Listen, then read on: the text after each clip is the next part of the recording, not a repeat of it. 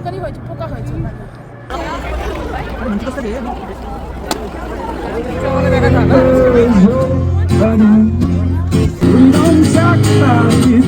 High, আমি চৈতি। তোমরা সবাই কেমন আছো? আমিও ভালো আছি। বেশ অনেক দিন পর তোমাদের সামনে আবার একটা লং ভিডিও নিয়ে এসেছি। গতকালকে গিয়েছিলাম এখানকারই একটা পার্কে, যেখানে ভরা হচ্ছে চেরি ব্লসম ট্রি। ওটাই দেখতে গিয়েছিলাম। তো তোমাদের সঙ্গে ভাবলাম একটু শেয়ার করি। বাড়ি থেকে লাঞ্চ টাঞ্চ কমপ্লিট করে একেবারে ওই 1টা নাগাদ বেরিয়েছিলাম দুপুর। এতদিন তো এখানে বেশ ঠান্ডা ছিল, ঠান্ডার কারণে খুব একটা বাইরে ঘুরতে যাওয়া হয়নি।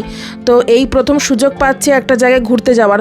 তাই জন্য কালকে রাত থেকেই ঠিক করে রেখেছিলাম যে এই জামাটা ম্যাচিং করে পরবো, যেহেতু চেরি ব্লসমও দেখতে একটু এরকম পার্পেল কালার হয়, পিঙ্ক কালার হয়, তো সেই জন্য এরকম ম্যাচ করে পরবো ভেবেছিলাম। কিন্তু কেন পরলাম না তার কারণটা আমি পরে বলছি। বললে অনেকেই হাসবে, খিল্লি করবে আমি জানি, তবুও আমি বলবো কারণটা।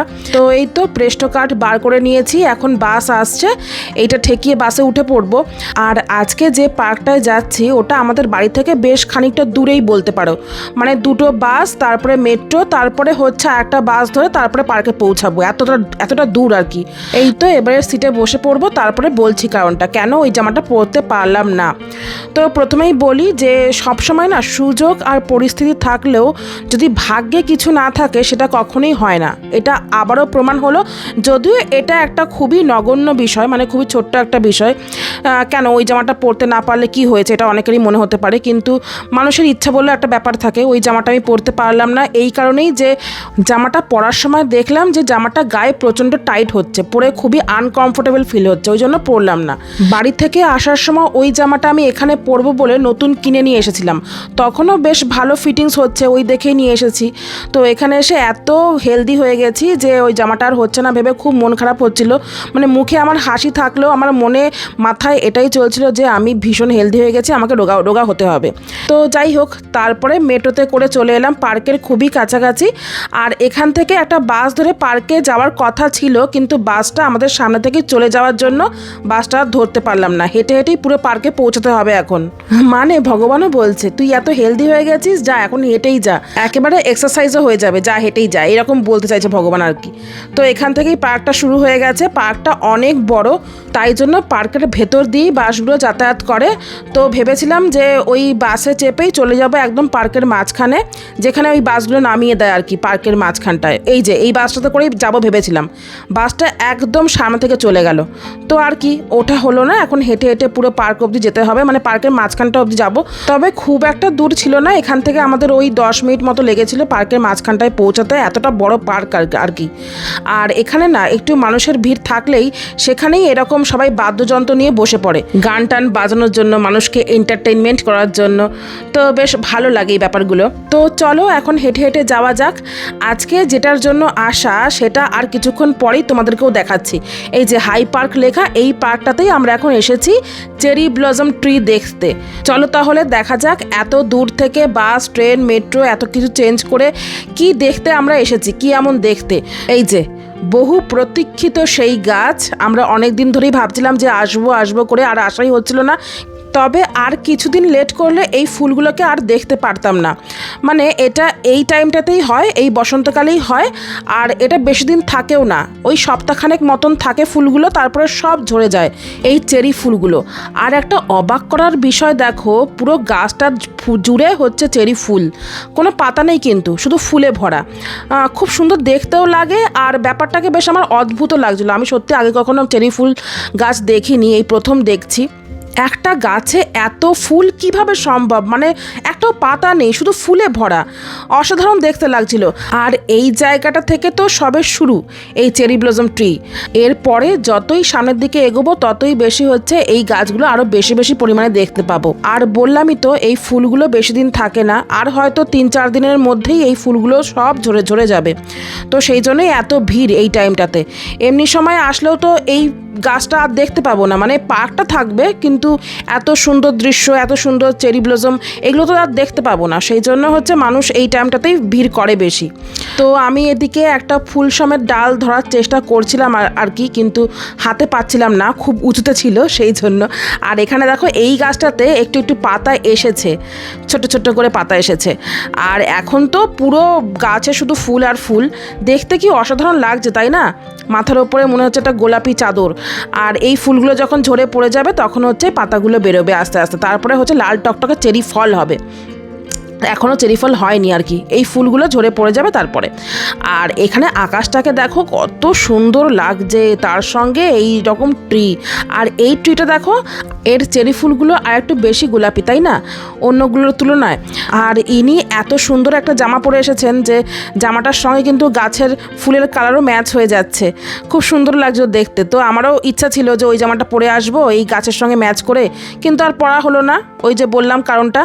তো আমি এদিকে ওই গাছটার সঙ্গে একটা ছবি তুলবো বলে ওয়েট করছিলাম, সবাই তুলে নিক তারপরে তুলবো।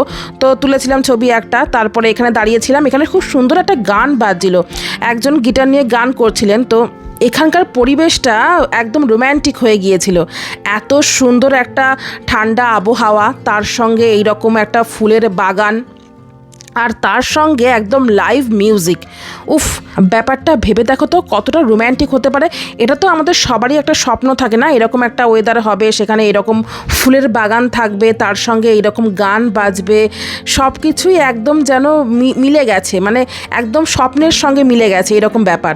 একদম পুরো স্বর্গ লাগছিল এই জায়গাটাকে, একদম একটা ফ্রেশ পরিবেশ আর কি, যেখানে কোনো ধোঁয়া নেই, কোনো গাড়ির আওয়াজ নেই, একদম নিরিবিলিও নয়, আবার একদম সেই খুব জমজমাট পরিবেশ সেরকমও নয়, একদম শান্ত একটা বেশ ব্যাপার চলছিল, মানে বলে বোঝানো যাবে না এই জায়গাটাকে।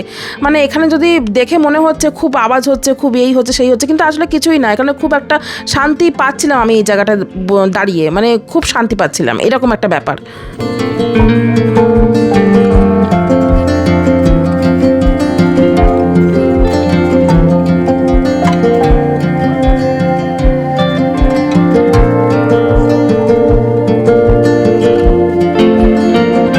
আগেই যে বললাম যত সামনের দিকে এগোবো ততই বেশি এরকম চেরি ফুলের গাছ দেখা যাবে।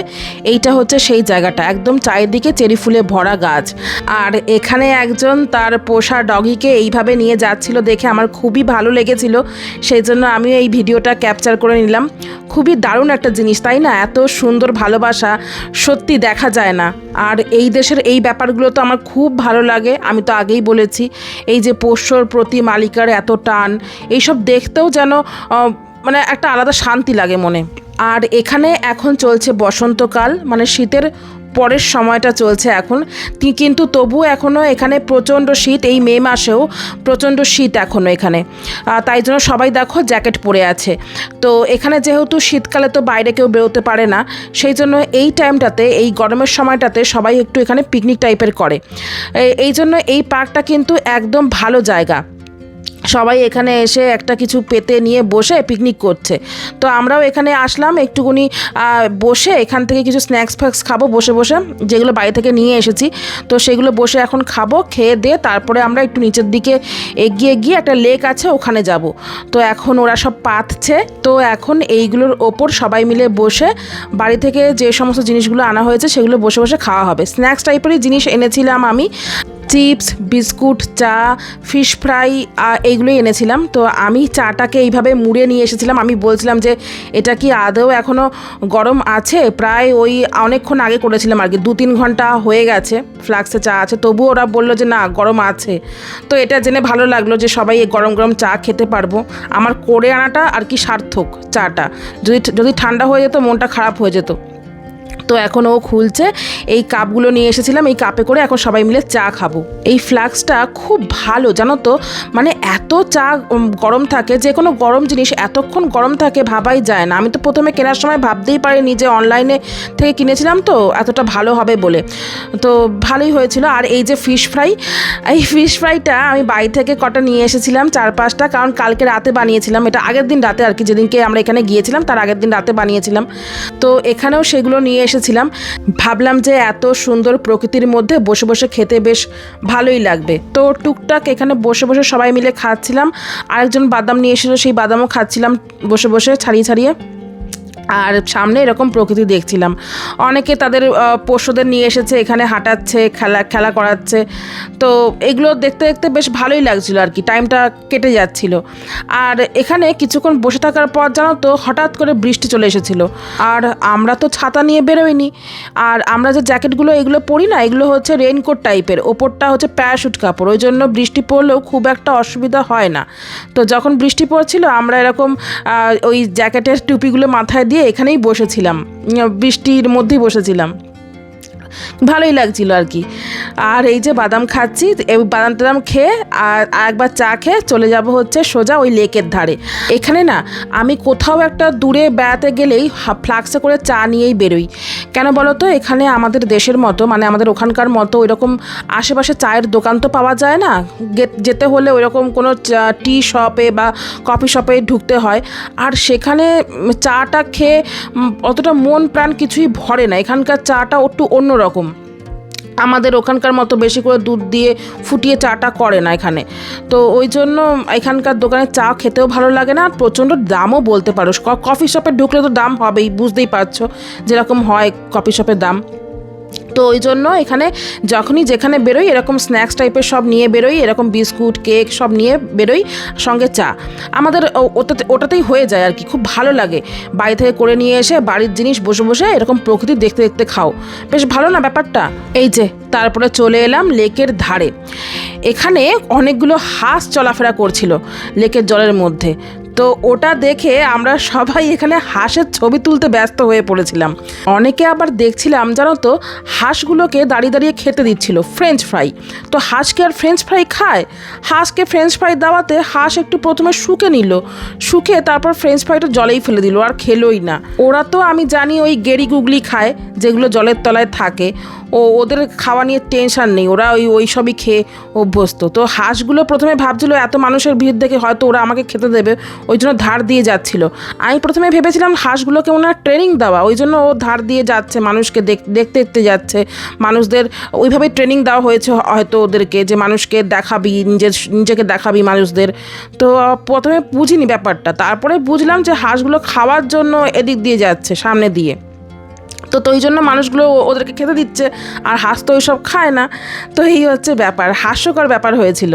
আর এখানে দেখো এত সুন্দর এই ফুল গাছটা, মনে হচ্ছে যেন ওপর দিয়ে একটা গোলাপি চাদর কেউ বিছিয়ে দিয়েছে, তাই না?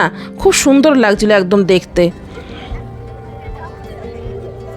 তারপরে আমার হঠাৎ খেয়াল হলো হাঁসের সঙ্গে তো আমার একটা ভিডিও তোলা হয়নি, হাঁসের সঙ্গে একটা ভিডিও তুলতে হবে। তাই বরকে বললাম একটা হাঁসের সঙ্গে ভিডিও তুলে দাও তো। তো বরকে ভিডিও করতে দিয়ে তো আমি মহা বিপদে পড়েছি। সে হাঁসকে নিলে আমাকে নিচ্ছে না ভিডিওতে, আবার আমাকে নিলে হাঁসকে নিচ্ছে না। আমি বলছি দুনকে একসঙ্গে নাও, ও বলছে দেখো হাঁস পোজ দিচ্ছে না, আমি কি করব। তো যাই হোক, তারপরে আমি বললাম যে ঠিক আছে, আমি দেখছি কি করা যায়, তুমি তোলার চেষ্টা করো। ও মাথাটা সোজা করতে বলো। হ্যাঁ করছে চুলকাতে ব্যস্ত না, চুলকানি হয়েছে, পোকা হয়েছে। ওই যে আচ্ছা বিস্কুট আছে, এই তো সুন্দর লাগছে। এবার তুমি তাকাও। হ্যাঁ একটু মুভ করে দাও, আইটু পাশে যাও। পড়েই আমার ভালো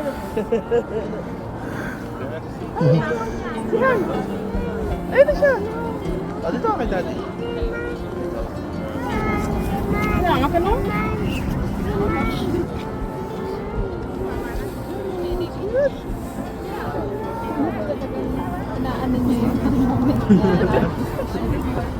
আমাকে সাদা কাটে এরকম করে। এই দেখো ফ্রেঞ্চ ফ্রাইটা দিয়েছিল কেউ একজন, সেটা শুকে নিয়ে ফেলে দিল জলের মধ্যে, খেলো না, যেটা বলছিলাম আর কি। তো যাই হোক, হাঁসের সঙ্গে ছবি ভিডিও সব তোলা হলো। তারপরে আবার চলে এসেছিলাম পার্কের মধ্যে। আর এখানে একজন কীরকম একটা সেজে গুজে ফটো ভিডিও তুলছিল। তো আমি প্রথমে বুঝতে পারছিলাম না এটা কী ধরনের সাজ, তারপরে দেখে বুঝলাম এটা হয়তো ওদের দেশের কোনো একটা সাজ ফাজ কিছু একটা হবে, হয়তো ওই চাইনিজ সাজ বা কোরিয়া সাজ কিছু একটা হবে। যাই হোক, ওর খুব ঠান্ডা লাগছিল, তবু ওইভাবে সাজছিল। বাইরে বৃষ্টিও হচ্ছিল, ঠান্ডা ঠান্ডা ওয়েদার। আর এখানে খুব সুন্দর একটা টিউলিপ বাগান ছিল, সব টিউলিপ ফুল ছিল, একটা হলুদ আর একটা লাল টিউলিপ ফুল। খুব একটা বেশি ছিল না, এই জায়গাটাতেই শুধু টিউলিপ ফুলের চাষ করেছিল। আর আমি মাথাও 2-3টে ওই ফুল গুজেছিলাম, চেরি ফুলগুলো। এই চেরি ফুলগুলো খুব নরম, মানে খুব পাতলা টাইপের, একটুখানি ধরলেই ছিঁড়ে যাচ্ছে। আর এই ফুলের না খুব একটা ভালো গন্ধও নেই, মানে হালকা একটা গন্ধ আছে, কিন্তু এখানে বিভিন্ন জাতের চেরি ফুল আছে তো, সব ফুলগুলোতে গন্ধ নেই। কিছু কিছু ফুলগুলোতে গন্ধ আছে, কিছু কিছুতে নেই, হালকা একটা গন্ধ আর কি, উগ্র গন্ধ নেই। আর এখানে এই দুটো পুলিশ আবার ঘোড়ায় চেপে বসেছিল, আমি আবার ভিডিও করে নিয়েছি। আমি প্রথমে ভাবছিলাম যে পুলিশগুলো ভিডিও করব, কি জানি বাবা কি করবে, তারপর দেখলাম যে সবাই করছে, তো আমি সেটা দেখে আর সাহস পেয়ে গেলাম, আমিও ভিডিও তুলতে শুরু করলাম। ঘোড়ার পিঠে পুলিশ দুটো বসে আছে, আর ঘোড়াগুলোর পায়ের দিকে লক্ষ্য করো। আমি পাগুলোকে দেখে তো প্রথমে ভয় পেয়ে গেছিলাম, এই যদি একটা লাথি মারে তার যে কী অবস্থা হবে এ দেখে আমি প্রথমে ভয় পাচ্ছিলাম, মানে খুব খতরনাক ঘোড়া লাগছিল। তারপরে ব্যাস ওই সব দেখে শুনে চলে এলাম আবার প্ল্যাটফর্মে মেট্রো ধরতে, বাড়ি ফিরবো, অনেকটা বেলা হয়ে গেছে। আর এখন তো প্রায় ওই 9টার দিক অবধি সূর্যের আলো থাকে, ওই জন্য খুব একটা অসুবিধা হয় না। আমরা মোটামুটি এখন সন্ধে ওই 7টার সময় চলে এসেছি মেট্রোতে, সামনের দিকে এগোচ্ছি মেট্রো ধরবো বলে। মেট্রোতে চেপে আবার তারপর দুটো বাস চেঞ্জ করে তারপরে বাড়ি পৌঁছাবো। বাড়ি ফিরতে ফিরতে অনেকটাই রাত হয়ে যাবে, অনেকটাই দূরে যেহেতু বললাম আমাদের বাড়ি থেকে এই পার্কটা, সেই জন্য আর কি এখন তাহলে বিদায় নিচ্ছি। এই দিকে আমাদের মেট্রো চলে এসেছে।